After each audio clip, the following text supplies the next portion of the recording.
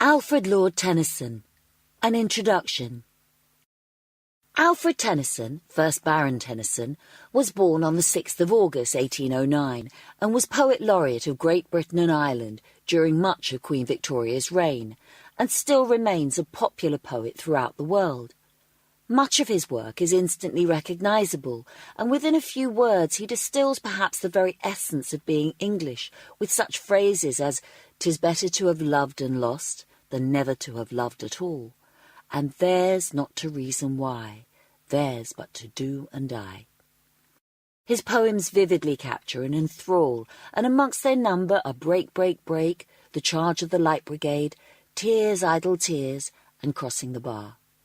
He died, mourned by an entire nation on the 6th of October 1892. Among our readers are Richard Midgley and Gazella Rowe. Ring Out Wild Bells by Alfred Lord Tennyson. Ring out, wild bells, to the wild sky, the flying cloud, the frosty light. The year is dying in the night. Ring out, wild bells, and let him die. Ring out the old, ring in the new. Ring, happy bells, across the snow. The year is going, let him go. Ring out the false, ring in the true.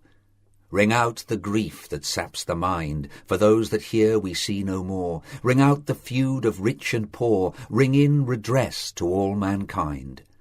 Ring out a slowly dying cause, and ancient forms of party strife. Ring in the nobler modes of life, with sweeter manners, purer laws. Ring out the want, the care, the sin, the faithless coldness of the times. Ring out, my mournful rhymes, but ring the fuller minstrel in. Summer Night by Alfred Lord Tennyson.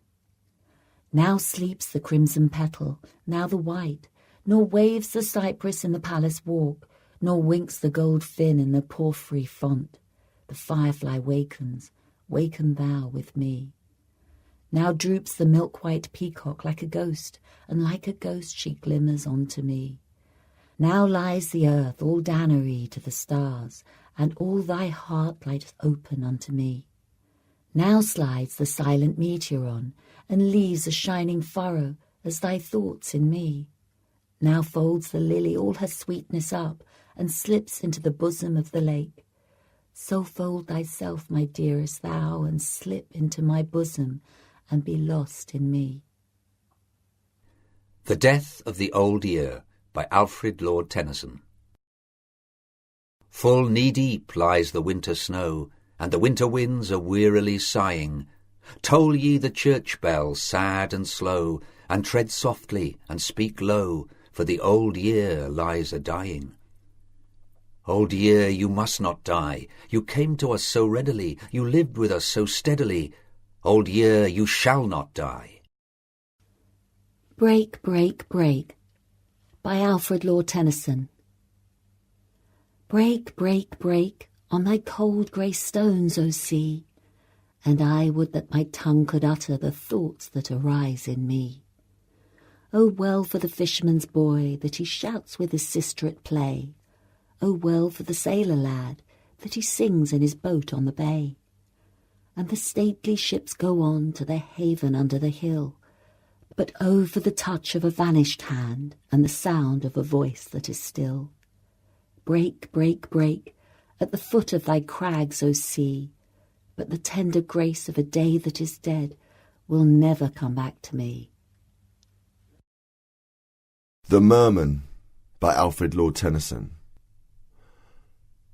Who would be a merman bold, sitting alone, singing alone, under the sea, with a crown of gold on a throne? I would be a merman bold. I would sit and sing the whole of the day. I would fill the sea halls with a voice of power. But at night I would roam abroad and play with the mermaids in and out of the rocks, dressing their hair with a white sea flower, and holding them back by their flowing locks. I would kiss them often under the sea, and kiss them again till they kissed me, laughingly, laughingly. And then we would wander away, away, to the pale green sea groves straight and high, chasing each other merrily.